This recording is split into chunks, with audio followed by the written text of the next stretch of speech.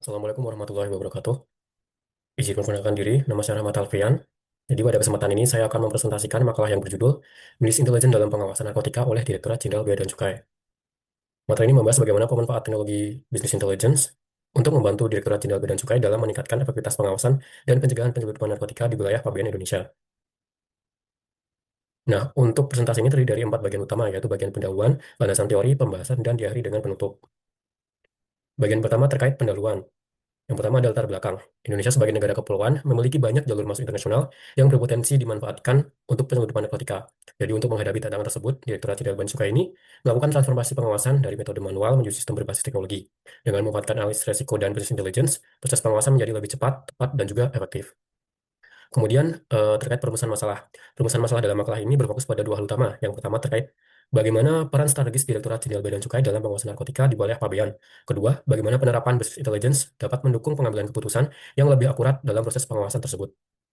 Kemudian untuk tujuan penulisan. Jadi untuk tujuan penulisan ini adalah untuk memahami peran Direktorat Jenderal Bea dan Cukai sebagai pelindung masyarakat atau community protector, menganalisis penerapan business intelligence dalam pengawasan narkotika, serta mengidentifikasi manfaat dan tantangan yang muncul dari penggunaan teknologi tersebut. Kemudian bagian kedua adalah landasan teori. Untuk eh, landasan teori ini yang pertama adalah terkait intelligence business. Jadi definisinya, business intelligence merupakan teknologi dan metode yang digunakan untuk mengubah data menjadi informasi yang bermanfaat bagi pengambilan keputusan. Jadi business intelligence ini memanfaatkan data warehouse, data mining, dan dashboard untuk menganalisis data, serta membantu organisasi memprediksi tren dan risiko di masa depan. Kemudian terkait pengawasan narkotika. Pengawasan narkotika sendiri merupakan upaya pencegahan, pengendalian, dan penindakan terhadap peredaran gelap narkotika. Tujuannya adalah untuk melindungi masyarakat dan dampak negatif narkotika, serta menjaga stabilitas dan keamanan nasional. Untuk dasar hukumnya ada pada Undang-Undang Nomor 35 Tahun 2009 terkait narkotika. Jadi sudah diatur dalam undang-undang. Nah, ini untuk dasar hukum. Jadi yang pertama ada Undang-Undang Nomor 35 Tahun 2009 tentang narkotika. Kemudian ada Undang-Undang Nomor 17 Tahun 2006 terkait kepabeanan. Jadi aturan ini memberikan kewenangan legal bagi Direktorat Jenderal Bea Cukai untuk melakukan pengawasan lalu lintas barang di wilayah pabean guna mencegah masuknya komoditas ilegal termasuk narkotika melalui jalur internasional yang berisiko tinggi. Kemudian dasar hukum peraturan teknis berikutnya ada Peraturan Menteri Keuangan Nomor 81 Tahun 2021 terkait kejahatan lintas negara. Kemudian ada Perdirjen Bea Cukai Nomor 8 Tahun 2024 terkait tata laksana pengawasan di bidang kepabeanan dan cukai untuk memastikan prosedur pemeriksaan fisik maupun analisa intelijen terhadap barang berbahaya dilakukan secara standar dan juga akuntabel. Kemudian bagian ketiga terkait pembahasan. Nah, dalam pembahasan ini ada peran Direktorat Jenderal Bea dan Cukai dalam pengawasan. Jadi, Direktorat Jenderal Bea dan Cukai ini menjalankan fungsi community protector. Bea Cukai ini memiliki peran penting untuk melindungi masyarakat dari masuknya narkotika. Jadi, dengan melalui pembentukan Customs Narcotic Team atau tim khusus dengan kewenangan pemeriksaan barang maupun dokumen, Direktorat Jenderal Bea dan Cukai mampu melakukan pengawasan secara lebih terarah dan juga efektif. Kemudian, implementasi bisnis intelligence.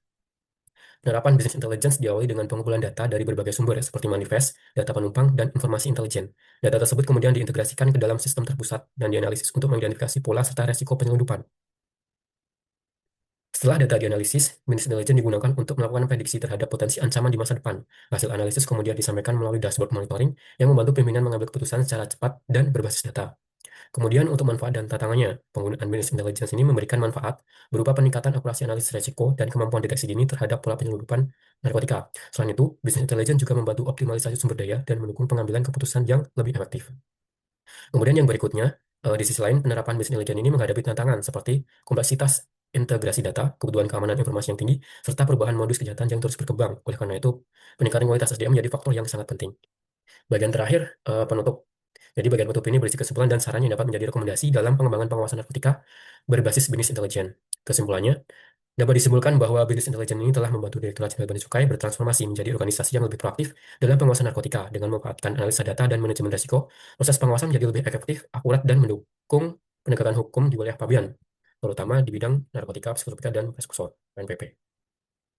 Sarannya, penguatan kolaborasi data antar instansi sektor keamanan. Jadi disarankan adanya integrasi sistem informasi yang lebih mendalam antara Direktorat Jenderal Bea Cukai dengan instansi terkait seperti BNN dan Polri.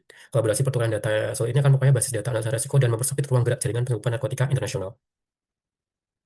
Kemudian untuk sarannya, perluasan pelatihan analisa data bagi petugas lapangan. Jadi program ini untuk meningkatkan kompetensi SDM dalam bidang data analitik. Jadi perlu diperluas secara merata ke seluruh unit pengawasan dengan tujuan agar petugas di lapangan memiliki kemampuan literasi data yang mumpuni untuk mengoperasikan instrumen business intelligence secara optimal dalam tugas kesehariannya.